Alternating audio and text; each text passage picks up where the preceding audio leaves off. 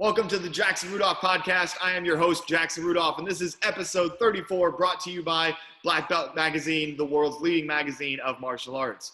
Today, I'm extremely excited because we have a very special guest. It is Mr. Joe Greenhalgh, the founder of G-Force Weapons, the coach of Team Straight Up, and one of my favorite people in all of martial arts. One of the topics that we're going to get into today, a lot of people know Mr. G, as I affectionately call him, as somebody that has this kind of like gruff demeanor, and he's a tough coach and he's a tough judge. But what people don't see is how compassionate he is, how much he loves and cares about the sport and our athletes. And that is why I love him so much. And I'm extremely excited to share his stories with you guys today. And Mr. G, why don't you go ahead and get started? Just introduce yourself. Tell us how you got into the martial arts and we'll get rolling. First off, thank you very much for that, Jackson. My name's Joe Greenhalgh. I started some martial arts back when I was 16 years old because, of course, people that do know me know I have a big mouth. And I used to get in a lot of fights, and so I decided to get into the martial arts. And I did it for a couple of years, and I trained with a gentleman named George Pizzari, who I took a lot from. And I kind of used it towards what I started when I started teaching martial arts as in a sport of it. And I kind of changed it around and made it more to suit my needs. But I did like his roughness, his discipline. And I took it with me when I started training people and opening up my school. So yeah, that's what I did. Very cool. And as far as sport karate goes, because a lot of our viewers aren't necessarily sport karate viewers. So sport karate, for those of you that know me, that's the realm that I compete in, performance martial arts based, as well as point fighting. And Team Straight Up is one of the prominent teams of the past several decades in sport karate. So how did you first get involved in the sport karate scene? Well, I trained in Kempo martial arts up here in New England. Kempo was a very big thing at the time. And, I like the self-defense, but I always thought that the kicking part of it was really a beautiful thing. So I also started training with some Taekwondo people. And then at the age of 6, my son Joey got a Christmas gift from my mother to take martial arts lessons. So Joey was doing it for probably a year and came home and told me that there was a competition and Dad, I want to go. And I'm like, okay, well, we'll go. And so we went to the tournament and he got last place. And anybody that knows me knows that that's not going to happen with me. So we left that school, went to another school, and I started training again and received up to a brown belt or something. I forget what it was. And realized that just the Kempo part of it wasn't going to be good enough. If you want to compete, you need to be able to kick. So we started doing a Taekwondo school. We went to a Taekwondo school, and both of us trained there. And after that, people were like, you guys are training too hard. You got to tone it down, because they started having me teach classes, because I'm very passionate about what I do. And, I'm very passionate about bringing out the best in people. I love making champions. I love sport martial arts more than anything. I mean, I really love it. I kept going, and I ended up getting a Taekwondo black belt from Master Wang Q Bai through a gentleman named Carl Barth. And from there, I opened up Straight Up Kicking back in, actually, I was going to call it Joe Greenhalgh's Taekwondo. And my wife at the time bought me a necklace, and it was a guy kicking, and he was pretty much kicking straight up in the air. And I said, you know what? I'm going to change the name of the school before they make this sign. And I made the name of the school Straight Up Kicking.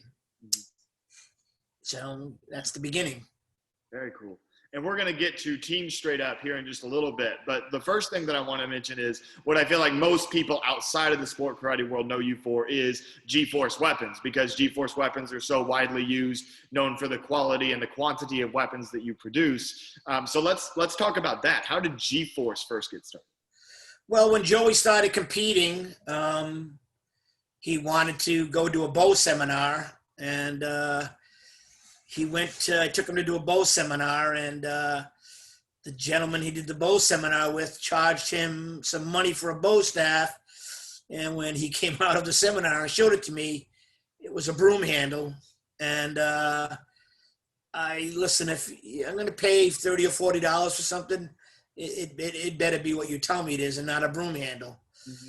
So I proceeded to go to the lumberyard the day after and went out in the yard and whittled away. And I did it by hand. I made Joey a bow staff and had my friends do a little painting on it for you, a tiger or a dragon, I forget.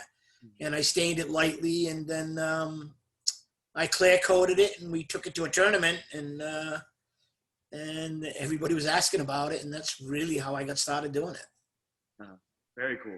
Do you remember the first time you made a weapon other than a bow? So you started with bows for Joey, but then when did it expand to be all the other weapons? Okay, well, there was a gentleman, I was training his daughters. I'm not going to get into the names. I was training his daughter, and the deal was, you train my daughter, and I'll give you commas in return.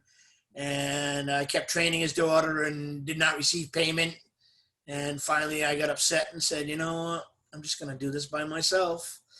So I went out, and I had another friend of mine make me some sample blades, and I proceeded to make commas secondly, and then on to chucks, and then bow swords and belt racks, and I'm a carpenter, so I can pretty much do anything.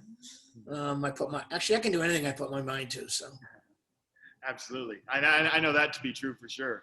So I want to talk, as you know, I'm a bow guy. As a lot of our viewers know, I'm a bow guy, yep. And so I want to talk specifically about bows for a minute, because I don't think that a lot of people understand and respect the art that goes into making a bow, especially what you've taken me through about my custom bows, from the lumber yard to the actual production of it and the tape. And so can you take us through that process of making a custom G-Force bow from a plank of wood to the finished product?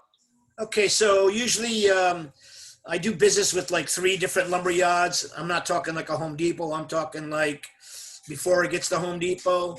So I'll usually go with 3 other gentlemen that work for me part-time, or one couple of them full-time, and we'll drive an hour and a half. And we go into this lumber yard, and there's usually anywhere between 8,000 and 12,000 feet of lumber, and we hand pick each board. And it's very tough because the board is not planed down or edged or nothing. So you need to look at each board and, get it as straight as possible. And then after I go through them, I end up with maybe a third of the lumber. And then that lumber goes into a mill and it gets planed down and an edge is done to it. And then 2 days later, it's shipped to my facility. And then we have to unload it all and put it in a pile. And then we cut them into cubes and we put them on a lathe. I actually have 3 or 4 lathes. And we put them on a lathe and we turn them, and then we do the edges, and we have to spray the tips before anybody else gets their hands on them. And it's quite a process. Most people that come in here, or most people that think I make the bows by myself, I used to do that, but I don't do it anymore. But yeah, it's quite a process. It's most people are very astonished when they come here and they see how it's done. Absolutely. And now I also want to talk about my bows specifically for a minute, because one of the things that was, I feel like, a little bit unique to me in the beginning of my career, at least I thought it was unique in speaking to some of my teammates, was the fact that I never held back on my strikes. I had teammates that would intentionally hold back on their strikes to preserve their bows, but I was like, no, if I'm striking, I'm going to hit as hard as I can. And so early on, I went through a lot of bows, and that's when you and I kind of started talking about how to make custom bows that would be more durable, whether it's layers of laminate or a thicker piece of wood. And so one thing that I want to talk about is one of the most common criticisms of any sport karate bow staff athlete when people watch the YouTube videos and then the trolls get down in the comments is, oh, that's a toothpick, that's as light as a baton. So maybe talk a little bit about some of the top competitors, because I'm not the only one that has the bigger, heavier bow. Talk about, what is it that you do to make it more durable, the way that it's tapered and the laminate layer and things like that. But then also talk about the actual weight of it. Granted, it's not, your inch thick traditional Japanese bow, but it's not as light as the toothpicks that most people think it is. No, absolutely not. For the more elite athletes like yourself. I custom make bows there. I go through different types of wood. I use lots of different types of wood to make different types of bows for people. Most people think that the lighter the bow, the better the bow, which is not really the case, especially if you're doing what you do. Spitting the bow, the little bit heavier it is, the better it is. And actually your bows they're probably an inch thick in the center, which is like a Japanese bow, and it just tapers. And I do yours. I do like Reed Presley. I do quite a few heavier bows for, like, again, more the elite athletes. But again, like the younger kids all think the lighter it is, the better it is. But in reality, the lighter the bow, it doesn't spin as well. Right. Versus if you're going to do a lot of tricks, which I must say, Jackson, people can say what they want. I've judged you. Do you do a lot of tricks and a lot of spins? You do. Do you pound the bow? You absolutely do. So, yeah, these guys want to come out and show me their stuff, their traditional thing. That's okay. But for anybody to criticize what you or any of the other top athletes do, even one of my students, Brandon, he pounds the bow like it's unbelievable. I mean, the bow has to be really strong in order for it to work. And so, yeah, I do make custom bows for certain people. And then, of course, I do make them for, everybody else. Right. All the other companies. And you mentioned Brandon. That's actually somebody that I want to bring a little bit more attention to, because Brandon's exactly my age. So we always competed against each other. And I always felt like he was a competitor, a weapons competitor especially, that didn't get enough respect. His style was very, very similar to your son, Joey. In a lot of ways, he was kind of a second coming of Joey in terms of his bow staff skills. He was fast. He was strong, like you were saying. He struck just as hard as I did. And now that he's in the adult division, he focuses more on his fighting, which he's been very successful. A lot of times helping you guys win team fights, things of that nature. I think he's won a couple of grands too, hasn't he? Yeah. I wanted to if you're in my school, you're going to be the best you can be, or you're on your way. That's how it is in the school. You're either going to be the best you can be, or you're on your way. Yeah, absolutely. And that's certainly something that we see from your students. And so now that's kind of the perfect segue to talk about Team Straight Up. So you had the school that's called Straight Up Kicking. You produce champions there. I've trained there as well. I've been very impressed by some of the training that you do, even with some of the younger kids. I remember when I first came to train there, I watched you teaching like a beginner class, and you had them doing like full-on front stance, chop punch drills, which is just awesome to see, because a lot of instructors that want their students to be successful in sport karate one day don't always start with that. They start with the more traditional stuff and then kind of get to the sport karate stuff later. But I actually appreciated seeing you know that you want to train sport karate champions, so they were doing the drills that they needed to be doing from day one. But anyway, so let's go ahead and talk about Team Straight Up, the professional karate team. Okay. What's the origin story there? What inspired you to start that? Well, because I really left the traditional type of martial arts and just started focusing on sport martial arts, because I thought it was definitely a way to go for me, because it kept my passion involved with teaching my son. So I enjoyed teaching the sport part of it, and I realized at a short time of it, that at the short beginning of it, that in order to be a sport martial artist, you have to be in phenomenal shape. So yes, that's really how it started. And then anybody that trained in my school was always on my team. And still to this day, if you train in my school, you're on my team. I don't do any of the other stuff. If you train in my school, you're part of my team. You're part of my family. By the way, Brandon has been with me for probably 17 years. Most students that come to me usually stay with me 10 to 12 years. Then I end up with their children. Very cool. But yeah, that's how Team Straight Up started. And I have a list of, oh my God, how many people have been on my team. And great people. And that's so yeah, that's how that started.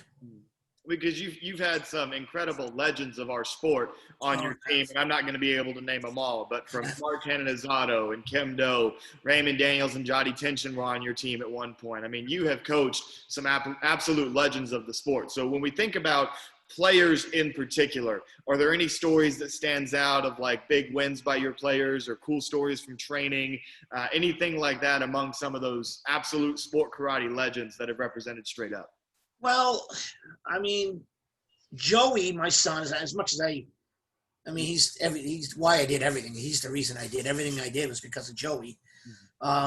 Joey got invited like 2 weeks before somebody had dropped out of the Waco trial, Waco World Championship. Somebody had backed out or got hurt, and they asked Joey to go to Hungary and fight for a Waco title.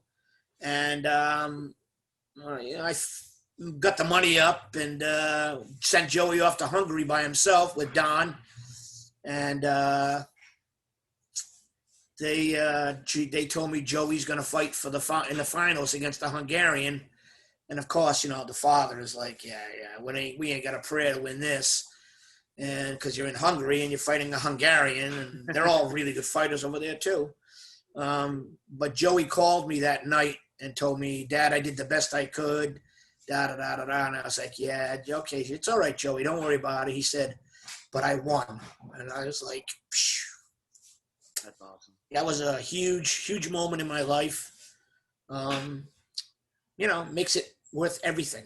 Makes it all worthwhile. It does. I've had Chelsea Nash on my team. Yeah. She's a great person, a great fighter. Jody, Raymond, Jason Borelli, Kim Doe, who was a phenomenal guy, very smart in the martial arts. Little kid Ryan Wells, who trained he's now an Army Ranger, or he's doing great things in his life. So, I tell people all the time, it's really not about karate. It's about the person that you become through this, It's a great journey. I spent most of my life traveling around with Joey and my daughter, Jessica. And people used to tell me all the time, oh, you're spending all your money on this. Listen, I'd do it all again, and I'd spend all my money again to be with my kids and to do this stuff again. And my kids are all grown. They don't need their father or mother anymore. They're great adults. And so, and I've had it's been my passion in my life for the last 30 years. Absolutely, and it certainly shows. And now I want to highlight a couple of those competitors real briefly here. First and foremost, I have vivid memories of Ryan Wells because a young Jackson Rudolph got his butt kicked by Ryan Wells very regularly. He was a dominant traditional competitor in both forms and weapons. One of the few people that I can ever remember that literally, if he showed up to the tournament, there was a 90% chance he was winning double grands with his traditional routines. If anybody has ever seen kind of the old school NASCA where you could have a little bit more creative liberty with your traditional forms, and Ryan Wells was one of the innovators of that low turning horse stance transition, and that's part of what made him so dominant. So maybe speak a little bit to that, and where did that style come from with the low turning horse stances? Was that your idea? First off, any good martial arts kid or adult comes from a great parent, or a parent that is giving everything they can to that child so that child can become great, right? So Ryan's father, Tim, really disciplined, strong man. He used to come down to the school on Sundays, and we used to transition horse dances up and down the mat for a couple of hours till that kid couldn't walk anymore. And the father, next thing you know, the father's like, let's put him in a vest. Let's put some weight on him. I'm like, Tim, are you really kidding me? He's like, come on, let's do it. I'm like, all right. And that's really where it all started. If a parent will leave the instructor alone and tell the instructor, do your job, this is what I want. This is what I expect of my child. It's a great thing. It's really great. It's when parents get involved and, Billy needs a drink of water and, I'm not going to get into that part of it. Right. Well, and also, I remember like my dad, one of his big role models when I was a young competitor was always Tim Wells. And we didn't even know anything about his training habits, but just the poker face that he would keep around the ring. One thing that hurts a lot of competitors is when their parents get very vocal around the ring and talk to the judges too much. And that's one of the things that can really hurt the image of a competitor, is when the parent is kind of overactive like that. And Tim Wells was somebody that was always so good at, regardless of what happened, that's poker face, took it in stride, moved on to the next tournament. That was something that my dad and I always really respected. I can tell you that I didn't have a poker face, and early on in Joey's career, there's not a doubt in my mind that people that didn't like me would maybe take it out on Joey a little bit. And listen, I'll touch base on this real quick. We were at a tournament in New York, and I'm standing there looking at this, watching his father screaming at his kid. And Joey was now like maybe, I don't know, he's maybe like 13 or 14 years old at the time. He's really starting to come around. He's making a name for himself. And I'm watching his father, and I'm like, look at this guy. Joey, come here. So my son Joey comes over. I go, Joey, look at that guy over there.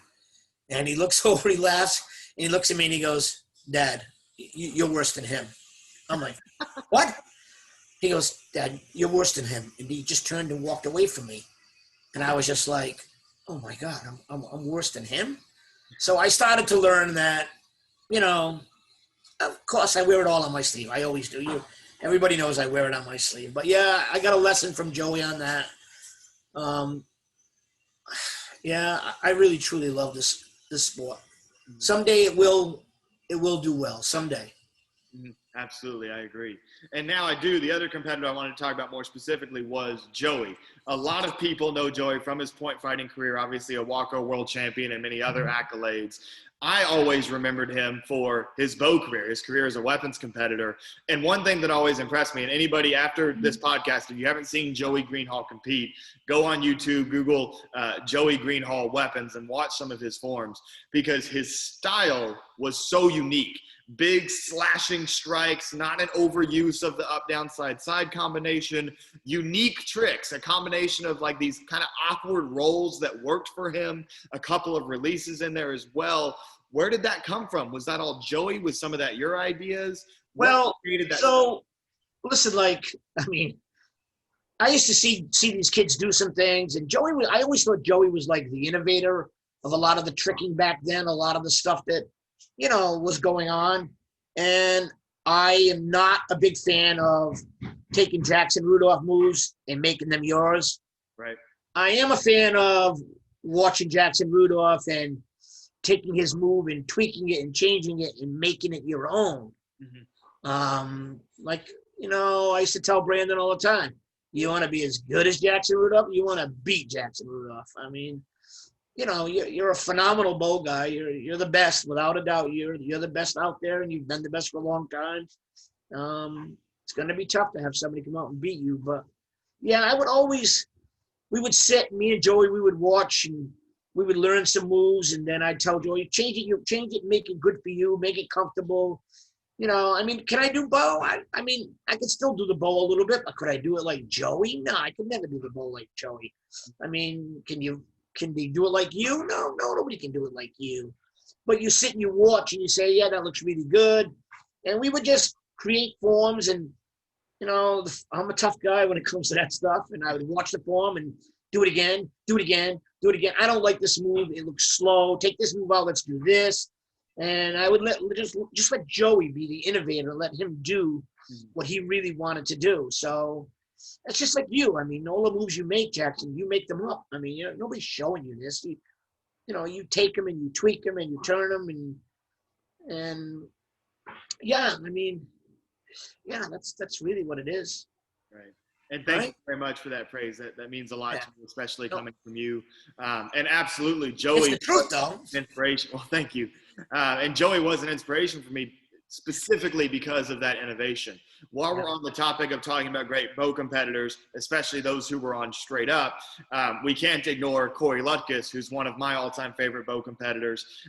Any stories about Corey? Because he innovated a lot of tricks as well. That continuous neck roll known as a scarecrow, several of his own release techniques. Any cool Corey Lutkus stories or memories?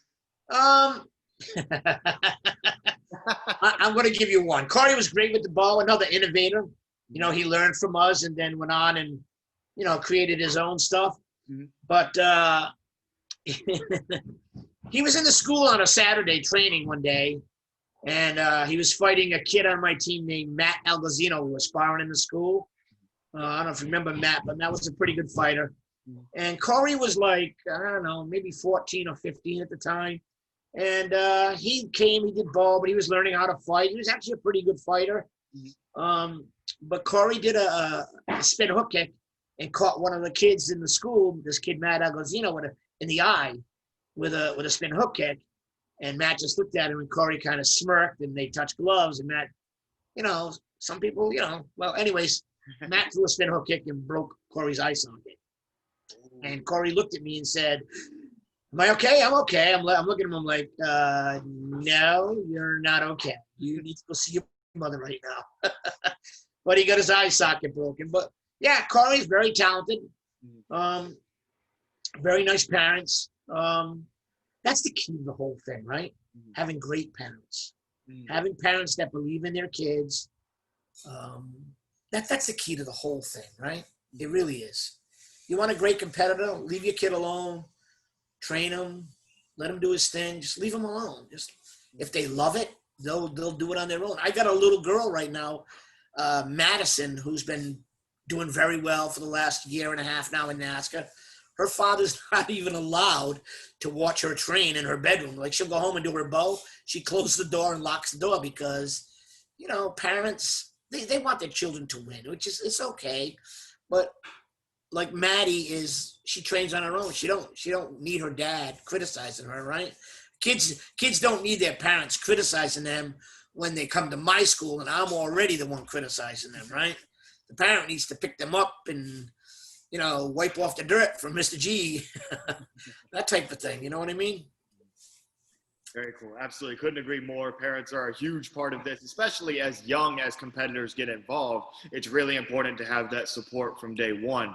Now, staying on the Straight Up topic, a lot of your team members have come up through your school. Like you said, everybody that comes through your school is part of your family, but you've also had members recruited before from the circuit that then join your team after not being from your school. Yeah. One thing that I'm really interested to find out, was there any competitor that you looked at maybe putting on Straight Up, but then wound up passing on, or things didn't work out? Was there ever the one that got away for Straight Up where you were like, I really wish we had that guy or that girl? There's been a few, but believe it or not, most come to me first, and then they end up on Paul Mitchell, or like even Joey was on CJB. Joey was on Paul Mitchell. He hated me for that, but he just, you know, and you know what? Me as a father, I didn't see it, but I see it now. You know, Joey always just wanted to be on Straight Up. He never wanted to be on any other team. And his father, you know, who knows everything, would make him do those things. The really only person that I would have loved to have on my team or train would be Trevor Nash. Ooh, good one.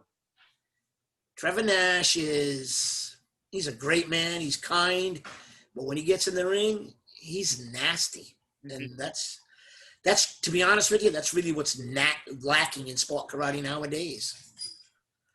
Nowadays, sport karate people are all friends, and, you know, oh, I want to be as good as this kid. I want to be as good as this. And they touch gloves. They're not hitting as hard anymore.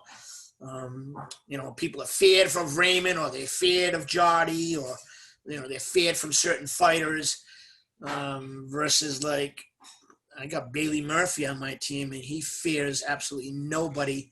He don't want to be like Raymond Daniels. He wants to beat Raymond Daniels. He don't want to be like Jody Tension. He wants to beat Jody Tension, which is what I love about that kid. And, you know, again, Brandon on my team, I tell Brandon, go out there, hit him hard. Make them know who you are, Brandon. I mean, I think that's where the sport is lacking a little bit. everybody's becoming too much friends and not enough, just not enough of it anymore. Yeah, everybody's too friendly with each other.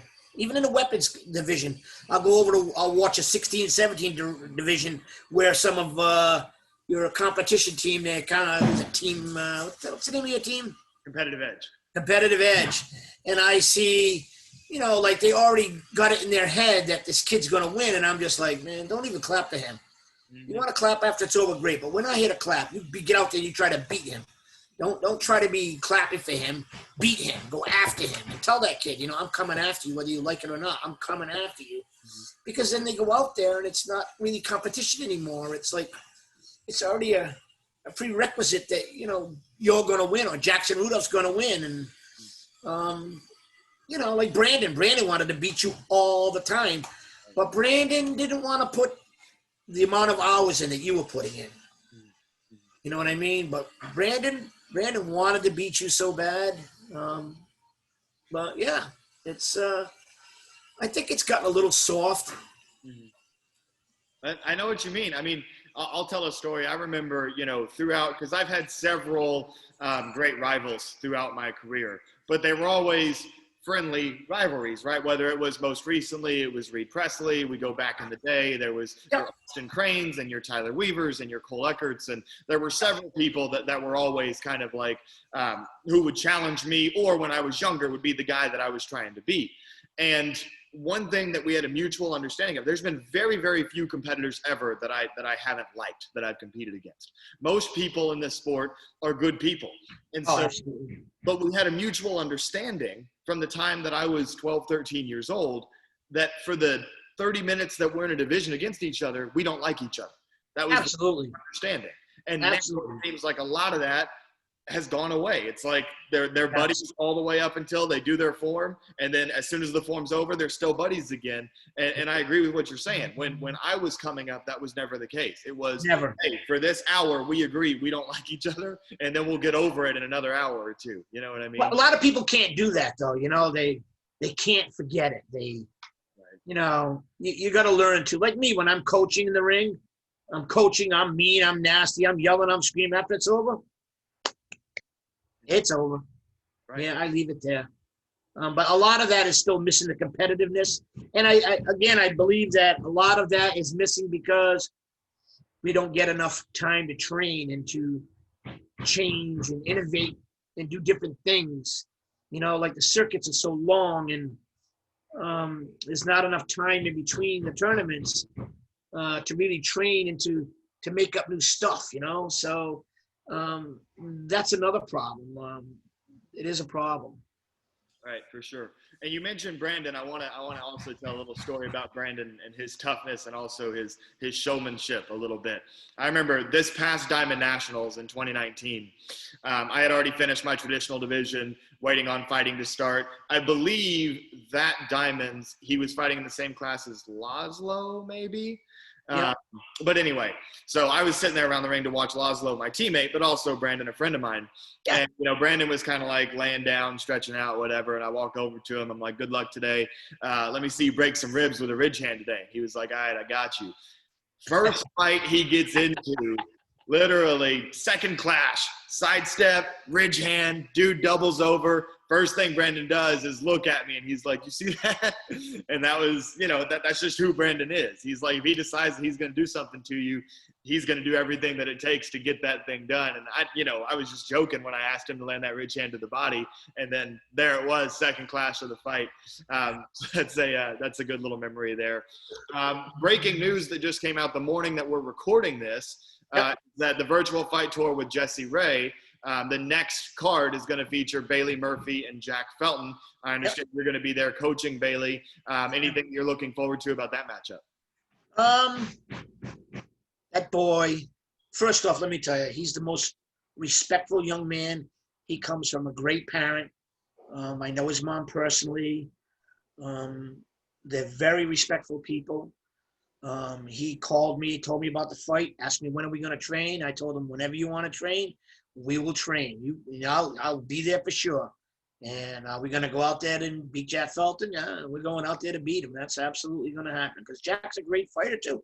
That kid, Jack, is a phenomenal fighter, smart fighter, all-around athlete. I talk to Jack all the time because, you know, at the moment I'm trying to learn how to kiteboard.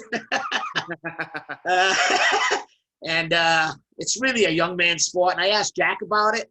And Jack's tried it a few times, but he told me it's a difficult thing to learn. But Jack does a lot of other different type of sports to help train his sport, to train his fighting. Jack comes from a great camp, a lot of good fighters over there. He's got Raymond and stuff, but going to be a great fight. I wish him the best, but we're going out to beat him, trust me.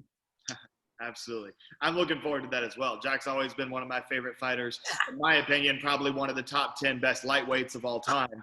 Absolutely. Bailey obviously is asserting himself in that position near one of the top. And as he's mentioned in interviews, that's a position that he seeks to claim, certainly in the near future, but definitely by the end of his career.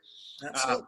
And so now I want to transition to talking about you as a coach in general. And one thing that I think that is misleading about your reputation is that people, like I mentioned at the beginning, people see you as this gruff, you know, hard-nosed type of coach. When really, you know, to me, you're a teddy bear. You know what I mean? You love the competitors, you love the sport, and you're truly a compassionate human being, but not everybody sees that. Is that part of your strategy? Is that how you want to be seen? How do you want to be remembered, you know, once your coaching days are over? Just kind of talk about that a little bit. Well, first off, I'm very compassionate about, you know, my coaching. Mm-hmm. And when my student steps in the ring, I feel like I'm in the ring with them. If my student loses, I feel like it's my fault. You know, judging is a very difficult thing. When I'm judging fighting, I don't tolerate anything. I've been into arguments with Alex Reyes and quite a few people. And, you know, I'm very loud when I coach. And I'm very passionate about my coaching. And, you know, I am a nice guy. I'm just very passionate about it. No matter what I do, I'm very passionate. So, yeah, I mean, sport karate's been my life for 30 years, so I'm very passionate about it. And if people drive 2 or 3 hours to come train with me, I make sure that I'm giving them everything that I can so that they can achieve what they want, right? I mean, last thing I want is to have somebody like Bailey come train with me for, you know, and then go out and lose his fight. I mean, it hurts me. To me, it's a mark on me. Even like my students that do bow, like Brandon or some of the other kids, they come out and they get first place and they come over to me and they go, I got first. I go, yeah, you sucked. They're like, what? I'm like, you sucked. It was not your best form. I don't think you should have got first place, but you know, you got first place. That's great. But, you know, I like to see my students or teammates achieve greatness, which is, you know, something we should all be doing in life, right? I'm very passionate about G-Force and the quality of the weapon I make. It just follows me. I'm that type of a person, you know.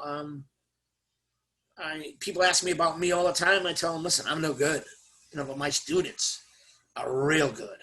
I've had people come into my school and tell me, oh, we were just down at that school, the 10th degree over there, da-da-da-da-da. I'm like, yeah. Did you watch the class? They're like, yeah. And I'm like, okay, well, listen, I'm not a 10th degree, but you want to watch my students? And most people walk away going, wow. I mean, I got another little kid. I think is he 10 now? Jaden Tavares. Kid's phenomenal with the bow. He's phenomenal, and he's small, but boy, he's passionate about what he does. And when you're passionate about something, and I'm passionate, you know, great things become of it. I've had students that become police officers, students that become lawyers, students that come out and go out and do, like 99% of the people that have passed through my school that have spent any years with me are out doing good things in their life and good things with people. And yeah, that's the most important part of it. Absolutely. And I appreciate the opportunity for you to kind of express that, because I feel like a lot of times when people see you coach at a tournament, I feel like you're very often misunderstood.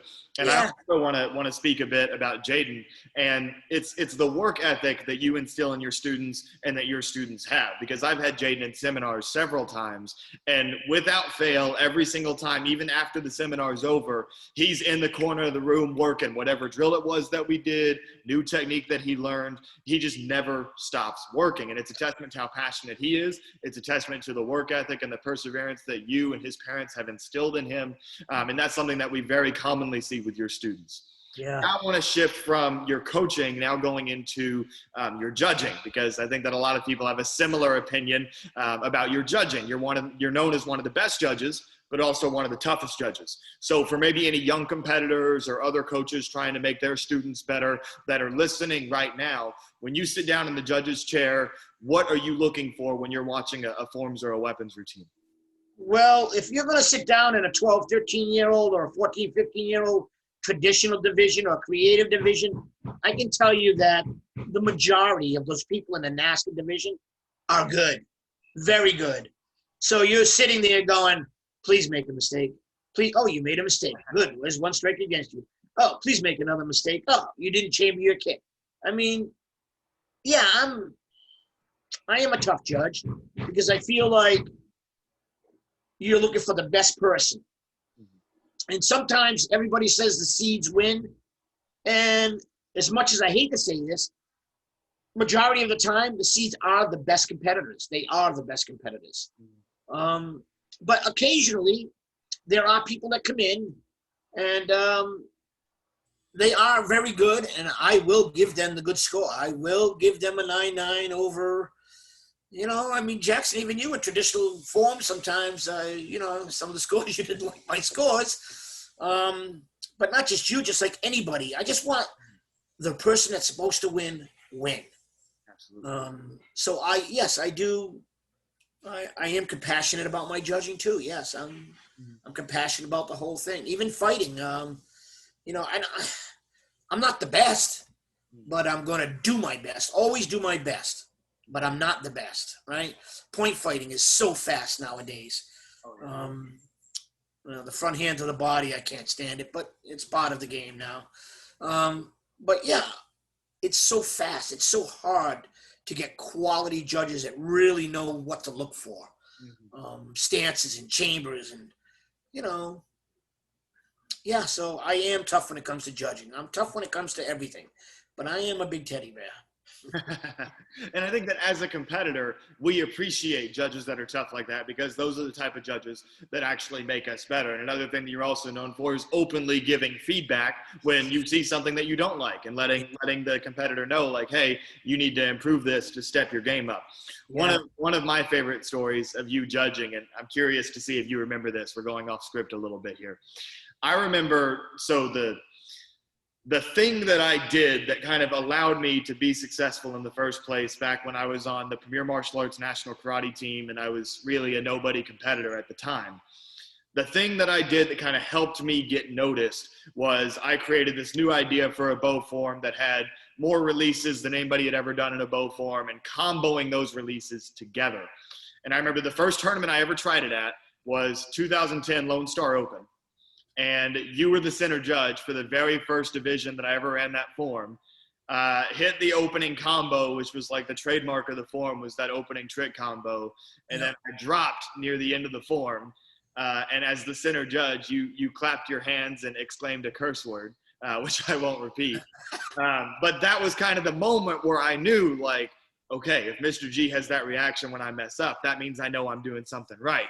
And then next division, I hit the form and was able to wind up winning, lost in the runoffs, but then won my first overall at the next tournament at Compete Nationals. But the thing more so than winning that validated what I was trying to do, which others had told me, hey, this isn't going to work, you shouldn't try it, but I was passionate about giving it a shot. Your reaction in that moment was one of the things that told me, this is worth it. This is worth you doing this. Do you remember that at all, or is that? I do remember that, yeah. I don't, so like you, like me, I don't listen to people tell me this is not going to work. When people tell me I can't do something, I'm going to go out of my way to prove them wrong. If you're passionate about what you do, and yeah, I do remember that, and I do remember what I said, but it's what makes you who you are, right? You enjoy, you love what you do, and you're passionate about what you do. And yeah, you got to go out and try things. You have to try things in life. You can't have everybody telling you, don't pick that up, don't pick that up, don't pick that up. What do you mean don't pick it up? I'm going to go over and pick it up because I'm that type of guy. So yeah, I do remember that. And look how you are now. Look what you do now. I mean, you're the best. You really are the best. And for anybody that don't think so, sit down and judge them. That's all I can say. Sit down and judge them. Again, thank you. Thank you so much. That really does mean a great deal to me. But the show's not about me, so we're going to go ahead and move on. I have a bigger overall question for you. So this one's got some gravity to it. How has sport karate changed over the years, both good and bad? Things that you think have gotten a lot better, things that you think still have some room for improvement. Just how have you seen the sport evolve and change? Let's do the good first. Mm-hmm. I think that the deviation rule in forms is really good. Mm-hmm. I think fighters overall have gotten so much faster and so much better. Organization is a lot better. We have a couple systems out there. Uventix is one of them that, help makes the tournament run a little quicker. It's truly a great sport. I mean, I love the sport. Always will love the sport. It'll be in my life. It should be in the Olympics. It should be on TV. Does it need to be fixed a little bit? It does. So what was the other part of that question? The bad? Right. So what are the areas in which you think that sport karate can improve? What can help us achieve those things, like getting more presence on TV and becoming a more bona fide professional sport? Well, let me touch on fighting first, because a lot of fighters don't like 2-point body kicks, which I understand why they don't. But if you take away 2-point body kicks, nobody's going to kick anymore. So I believe the sport needs to make you kick, whether it's 1-point body kick and you have to have so many kicks, or you have to do this. That keeps it in the martial arts, right? Versus just a boxing match, right? Fighters are really fast. It's very hard to judge point fighters. They're so fast and agile nowadays. I don't like sitting down in a corner, holding a flag. I think you need to move to be able to see things. I personally believe if you had 2 qualified judges, you could have 2 qualified judges and one judge could call the point. And if he's a qualified official, the point's there. If 1 point one way, 1 point's the other, there's no point. I truly believe that if you have a qualified official, one official can judge a forms in a weapons division and 95% of the time pick the right winner. Nothing against some of the older guys, the older judging, or I think some parents are better judges than black belts, because they're watching all the time. They're in it all the time. The sport needs to evolve a lot more. It needs to come together as a whole. Needs to be a little more like Jesse Ray just did a virtual point fighting thing, which, I made a couple comments about it before it happened. And he said to me, Joey, give me a break. I'm like, no, I'm not complaining. I'm just, kudos for you, man. If you can do it, do it. But camera angles and stuff, cameras pick up things that the human eye don't pick up. I mean, it's true. You can have 2 guys fighting and 2 guys standing there, 2 judges standing there watching that guy, and 2 techniques are thrown, and one guy's going to go the other way, and one guy's going to go the other. And can you figure it out? You're like, what the heck were you looking at? And, everybody perceives things a little differently. I think parents are too involved in the rings. That's a huge problem. Right. People sitting around rings for forms and weapons, and that's a problem. But you know what? When you move them away, it takes away the mystique of it all, right? Point fighting, team fighting, everybody's crowded around the ring, and the excitement is unbelievably, and the matches are unbelievable. Team fighting is unbelievable. Take them and take them away from it. Maybe if you had cameras that were really, really good camera people that knew what they were doing, could really make it look very professional. The scoring system, I think, is fine. Mm-hmm. We all need to work and create one goal, and that's the biggest problem of everything. We're not working to create one goal, and that goal should be for the best of the competitor. Yeah, I think that's powerful, and I think that is definitely the biggest thing that the competitors see as well moving forward, is that if everybody would work together towards one consistent ideal goal, then that's how we're ultimately going to achieve it. And I look forward to hopefully being somebody along with several others that can kind of lead that charge, and hopefully I can leave this sport better than I found it, and create a better future for all the athletes that are coming up in this sport. So that's something that I'm 100% right there with you on. We've been talking. Yeah, Jackson. That's another thing. There are guys that have come up through our sport that were phenomenal, great fighters, or great forms and weapons people, and they left our sport and have done nothing for the sport. That's a real problem. It's sad. You came up through the sport made you what you are. You at least owe it, a little something to give back to it. So yeah, that's another huge problem with the sport. Absolutely.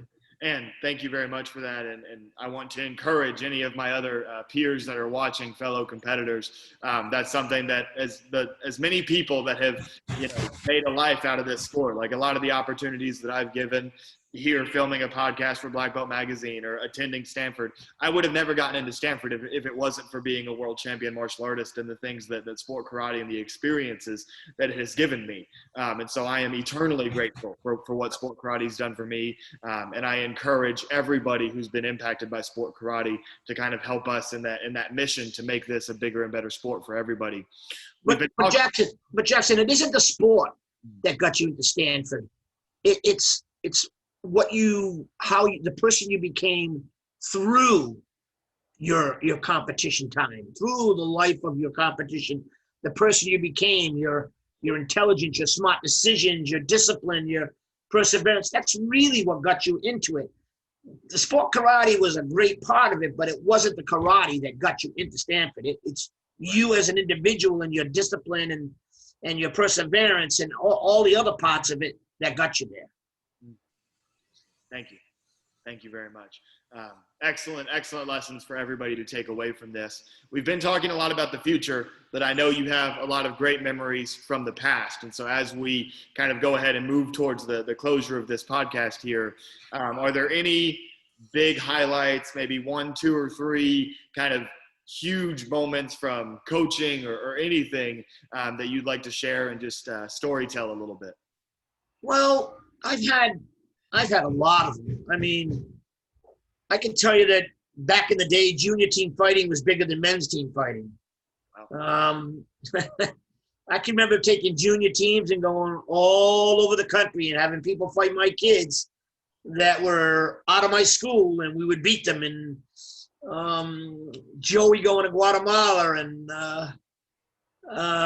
one of my so coming up, straight up kicking in the New England area, at the time back in the day, Joe Pina, Boston Taekwondo, was the best, hands down. Nobody's beating Pedro. Nobody's beating Reggie. Nobody's beating Boston Taekwondo.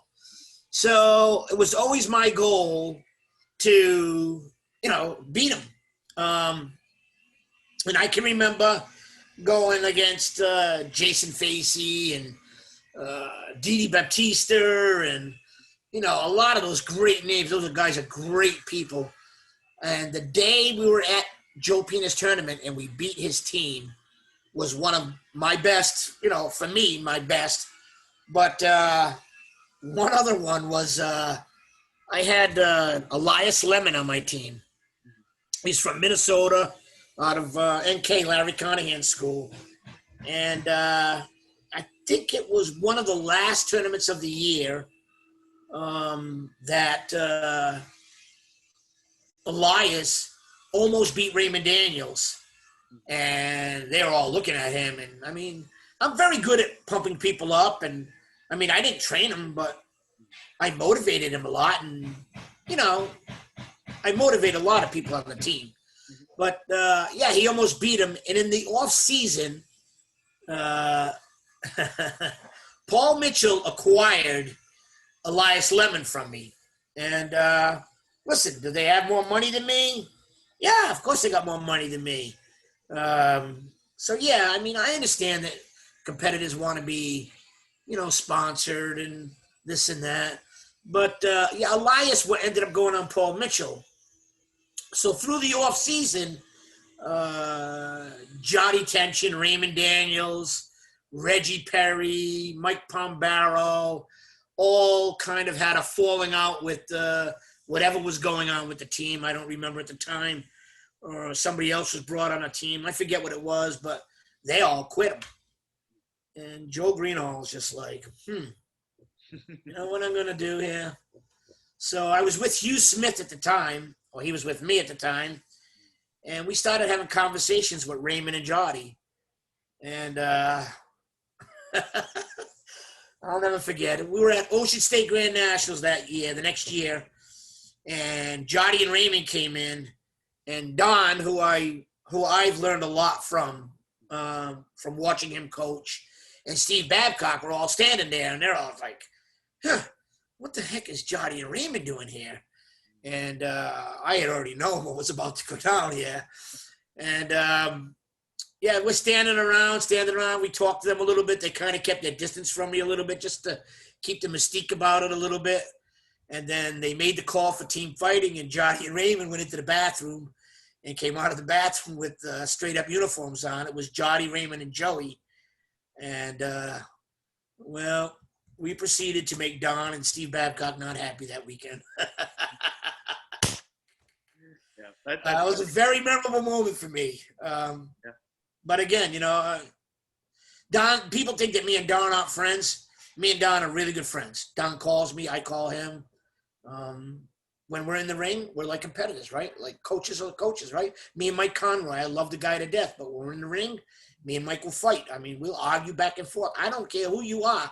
If you're standing across the ring from me and my competitor is fighting your competitor or whatever it is, you're going to get the wrath of me all the time. I'm going to be the guy.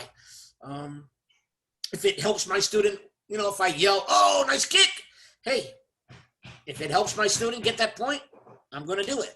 If the center referee is like Joe Greenhalgh and tells me to shut up and I don't shut up, you're going to give a point the other way, I will truly shut up. Yeah, you know, those I've had some phenomenal years. I can't tell you, Jackson. I love this sport, man. There are great people in this sport. They're very nice people. So, yeah, that's one of the best things. And full disclosure to our audience, I actually I called Mr. G before the show today, and he was like, "Hey, can I tell this story? Because as you guys know, I'm a Paul Mitchell guy." But that's one thing that I feel like everybody should understand and respect is the evolution of these teams and how much rivalries can help the sport. I remember when I was growing up, and Paul Mitchell is what I always wanted to be on, but I remember loving the Paul Mitchell and straight up team fights and that rivalry. And then as that evolved, there was also the Paul Mitchell and the All-Stars rivalry, and then straight up kind of had to come back and was back in it again. And I loved those moments. And the fact of the matter is, you know, even though, you know, Paul Mitchell infamously refers to that time period in which that team fight happened as the Exodus, right? And understandably so, because we had an exodus of some of our best fighters. But at the same time, I look at it like Celtics and Lakers, right? The Celtics wouldn't be as historic as they are without the Lakers, and the Lakers wouldn't be as historic as they are without the Celtics. And all of that centers around the initial Bird and Magic rivalry. right? Which I kind of compare that Bird and Magic rivalry to Elias almost beating Ray. Elias is on straight up. Ray goes to straight. Like that is a comparable era, I feel like. And that is the type of thing that makes this sport special, that gives this sport history. And that's what I want more people to understand. So does it hurt my heart to say that Paul Mitchell's ever lost a team fight? Yes, but Paul Mitchell loses a lot of team fights, and that's okay. It's the history that matters. And it's like you've said over and over again, it's about being passionate about what we do, and that includes all of the high points and all of the low points, using the low points as motivation to be better, and then using those high points and trying to keep that going for as long as you can. And that's something that I feel like you and I both get, and that's one of the reasons I love having these conversations. Yeah, and if you don't lose, you can't cherish those wins. Right. You have to lose in life to cherish the wins. I mean, they just become everyday things, Right. One more thing, Jackson. I can tell you, like Casey Marks, Butch Marks. There were so many great people back then. What was his name? There was so many great people back then. Those people are truly missed. And Casey is still. She got I don't know. She probably has 50 schools now. Her and Trevor up there in Canada. She was a great competitor, and she was a great person. And same thing with Butch, and same thing with Carmichael Cycle. I'm getting old. Carmichael Simon and Hera Coder, and so many great people. And I can remember back in the day, real quick, being at the Empire State Nationals, and I'm standing out in the hallway, and Joyce Santa Maria comes running by me and says, come with me, we have a riot going on. I'm like, yeah, you want me to go with you? They ended up calling the state police in because they had such riots going on out in Vegas. Pop Krasno and against Paul Mitchell, rioting, fist fighting, and Battle of Atlanta, and nobody's ever really got hurt. But the rivalries, we really need rivalries. If you don't have a rivalry, you don't have nothing. I mean, you got to have rivalries like Lakers and Celtics, and you got to have that stuff. I used to tell Donnie all the time, let's get in the middle of the ring before team fight and let's yell at each other. And he'd look at me and be like, what? I'd be like, come on, let's get in the middle of the ring. Let's argue with each other. Really pump it up. And he's like, I'm not doing that. I'd be like, Coach is not yelling type. Yeah, he's not like that. I'm like, okay, well, I'll try to get you mad anyways. Because, I mean, it's all about the hype, right? Mm-hmm. Another thing about you, Jackson, I don't care about what anybody says. I can remember you judging you, and there were 8 competitors in the ring. All 7 of them dropped. And I'm like, Jackson's going to walk in. He's going to do 2 strikes. He's going to bow, and he's going to be done. You came in the ring and punched out your form full out. And I was like, damn, man, look at this kid. He's pulling out nothing. He's doing all of his tricks. He did the whole thing. I mean, you're amazing. Because I will tell some of my students, if everybody's dropped or everybody's done this, I tell them, go do 2 strikes and bow, save it. But you went in the ring, and that's why, I really admire you a lot. You've done a lot for the sport. I hope you continue to do a lot for the sport. And I hope that you can get some of these other people, younger people, to get in and help the sport, because it's truly a great sport. This COVID thing, which I I don't really believe in too much. I think we'll go away after the elections. But yeah, I mean, it's a great sport. I mean, and there's not a doubt in my mind, someday it will get the recognition it's supposed to get. And guys like you and, people of your age and your ideas, and, look at Jesse King doing that, Jesse Ray doing that thing, right? I mean, it's phenomenal. I mean, if he makes it better, and I mean, do we need to make money? We do need to make money. Do all these tournaments make lots of money? No, they don't. I run the New England Open. They don't make a lot of money. You work really hard. They're just passionate about the sport like I am. I mean, I was planning on coming back next year, but we'll see what happens with COVID. Yeah, this COVID thing is, well, we're not going to talk about that. Sorry. Right. No, I understand. And once again, I mean, thank you for the incredibly kind words. It's extremely humbling to hear you say that, that you have that opinion of me, to make a long story short. And But they're not kind words, Jackson. They're the truth. Thank you. Right? And I want you to know how much that means to me, and how much you've done for my career, and how much I look up to you as well. And so much respect there and so much love there. So thank you very much. No Before we wrap up, any closing comments that you'd like to make? Nah, I've kind of said everything I need to say. I know that the Battle of the Land is coming up in a couple of weeks. I will be there with my team. We will give it 100% effort. I know some people are like, da da da da. I'm going. I love the sport. My team's going. We really need to get out and support these people. Again, everybody thinks these promoters are making tons of money. They're not.